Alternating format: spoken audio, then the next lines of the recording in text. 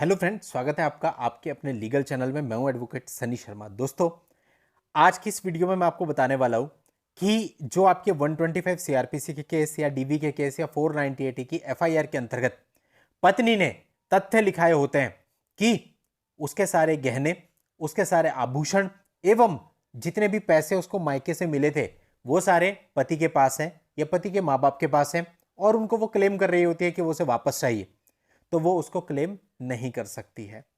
और देखिए, ये चीज वैसे मैं पहले भी आपको कुछ वीडियोस में समझाता रहा हूं। आज एक लेटेस्ट जजमेंट के साथ ये बात मैं आपको बताने वाला हूं। हुआ क्या इस मामले के अंतर्गत कि पत्नी ने यह क्लेम किया था कि उसके जितने भी गहने हैं, जो भी पैसे हैं, वो सारे सास ससुर के पास और पति के पास है और उसको वापस दिलाए जाए। अब कोर्ट इस मामले पर विचार कर रही थी, तो हाई कोर्ट ने यहां पर पूरे मामले को ऐसे देखा कि पत्नी जो कह रही है कि उसके सारे गहने, उसके सारे पैसे, वो सारे पति के पास है, उसके माँ बाप के पास है, पहले पत्नी को इस बात को साबित करना पड़ेगा। यदि वो इस बात को साबित करेगी तभी वो ये वापस पाने के लिए दावा कर सकती है। लेकिन अगर वो साबित नहीं करेगी तो कहने मात्र से ऐसा नहीं होता। अब इसमें क्या हुआ, पत्नी ने अपनी जो फोटोग्राफ्स भी प्रोड्यूस करी होंगी जो शादी के समय की थी और जिसमें उसने वो सारे गहने पहन रखे थे।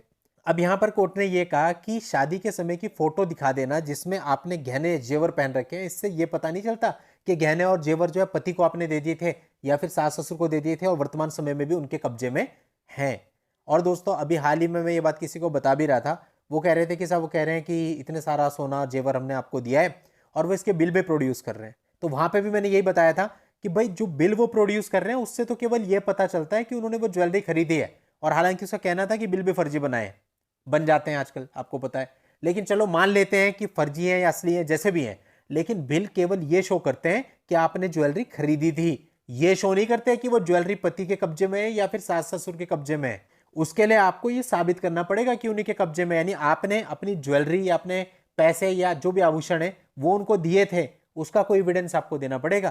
केवल कह देने से ऐसा नहीं होगा कि वो उनके कब्जे में आ गए, या किसी फोटोग्राफ को दिखा देने से या किसी बिल को दिखा देने से। ऐसा बिल्कुल भी नहीं होगा और आप इसका कोई क्लेम नहीं कर सकती। और इस मामले में भी जो हाई कोर्ट था, हाई कोर्ट ने पत्नी की याचिका को खारिज कर दिया कि भाई, अगर क्लेम करना है तो पहले साबित करो कि वो पति और सास ससुर को दिए गए थे।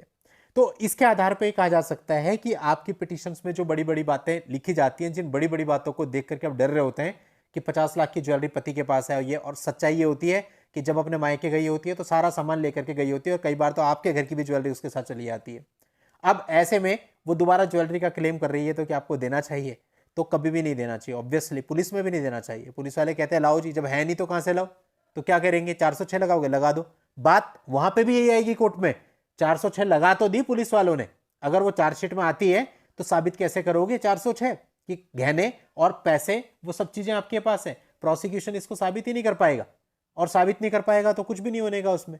इसलिए आपको डरने की बिल्कुल भी आवश्यकता नहीं है। 406 के लिए कोई अलग से केस भी नहीं होता, उसी एफआईआर में रहता है। अगर समझ में आ रही उनके तो ठीक है, आप बताओ पुलिस को अपना वर्जन कि भाई तो सब कुछ लेके जा चुकी थी, हमारे पास कुछ नहीं है। उसके बावजूद भी 406 लगाते हैं तो कोई बात नहीं, कोर्ट में फाइट करो, कुछ नहीं होता। तो देखो, आधा तो आदमी ऐसे घबराया रहता है ना कि वो पिटिशंस पढ़ता है, उसमें बड़ी बड़ी बातें लिखी होती है। सैलरी मेरी 50,000 है। कल एक मामला आया, उसमें लड़की की सैलरी दिखा रखी थी 4 लाख रुपए कमाता है और मांगे हुए थे 70,000 रुपए महीना। तो लड़का बेचारा परेशान हो रहा था कि मैं कितना कम करा लूंगा, 70 मांग रही है। मैंने, अरे कुछ नहीं होता इससे भाई, 70 मांग रही है, मांगने दो। आपकी सैलरी कितनी है, आपकी सैलरी स्लिप लगेगी, आपकी जो सैलरी स्लिप होगी उसी का 20% बंधेगा। वो चाहे अब उसमें 4 लाख दिखा दे आपकी सैलरी, चाहे 10 लाख दिखा दे, चाहे 1 करोड़ दिखा दे, दिखाने से क्या होता है? तो कुछ भी लिख लो। तो इम्प्रैक्टिकल चीजें हैं, इनसे घबराने की बिल्कुल आवश्यकता नहीं। होगा वही जो कागज कहते हैं। कोर्ट रीजनेबल तरीके से आपकी केवल इनकम के आधार पर मेंटेनेंस बांधेगा, ना कि उनके कहे अनुसार कि उन्होंने कितना क्वांटम मांग रखा है, उन्होंने कितनी आपकी सैलरी बढ़ा चढ़ा के दिखा रखी है। कोई दिक्कत नहीं है। ऐसा तो आप भी लिख सकते हो कि लड़की जो है खुद पर मंथ जो है 2 लाख रुपए कमाती है महीने का। लिखने को तो लिख दो, लेकिन जब कोर्ट में कल को बात आएगी तो फिर क्या होगा, कैसे साबित करोगे उसको? इसलिए बिना मतलब की अनावश्यक बातें, इनसे कोई फायदा नहीं होता। अगर कुछ प्रूफ है तो आप लिखो, अदरवाइज कोई बात नहीं। उसने गलत लिखा है, ठीक है, आप उसको जस्ट डिनाई कर दो कि झूठ बोल रही है, गलत बोल रही है। और जब आपका मौका आएगा एफिडेविट देने का, उस समय पे अपना जो एक्यूरेट एग्जैक्ट आपका सैलरी स्केल है जो सही है, वो आप बताइए कि ये मेरा सैलरी है इतनी और इसने गलत दिखाया है, और जो भी आपका मेंटेनेंस बंधेगा वो उस सैलरी पे बंधेगा बस। अब जिस लड़की ने 70,000 रुपए मांगे, जो हस्बैंड है उसकी सैलरी 10,000 रुपए महीना है, जिसकी 4 लाख रुपए महीना उसने दिखाया, उसने 70,000 रुपए मांगे। अब आप बताओ 10,000 रुपए महीने के हिसाब से क्या बंधेगा? ज्यादा ज्यादा 3,000 4,000, इससे ज्यादा थोड़ी ना बन जाएगा भाई। आधी सैलरी थोड़ी दे दोगे उसकी कि उसकी 10,000 है तो 5,000 दे दोगे वाइफ को। अगर रीजनेबल बांधेंगे तो क्या बांध लेंगे आप, 3,000 3,500 यही तो मेंटेनेंस बंधेगा। और मांग रही है 70,000 रुपये महीना। तो ठीक है, जिसको सपने देखने दो, फिर होगा तो वही जो कागज कहेंगे, जो सत्यता है, जो कोर्ट को लगेगा कि रीजनेबल है। ये थोड़ी है कि आपके मांगे गए क्वांटम के आधार से आपको मिल जाएगा। और यही चीजें तो कहीं ना कहीं आज के समय पे लड़कियों का जो दिमाग है उसको पॉल्यूट कर देती हैं। जब वो अपनी पिटीशन पढ़ती है उन्हें लगता है कि सच में इतना मिल जाएगा, तो गलत हो जाता है सारा। तो इसलिए प्रैक्टिकल सोचते नहीं, समझते नहीं। प्रैक्टिकल सोचे तो इतना सब कुछ करने की जरूरत ही ना पड़े।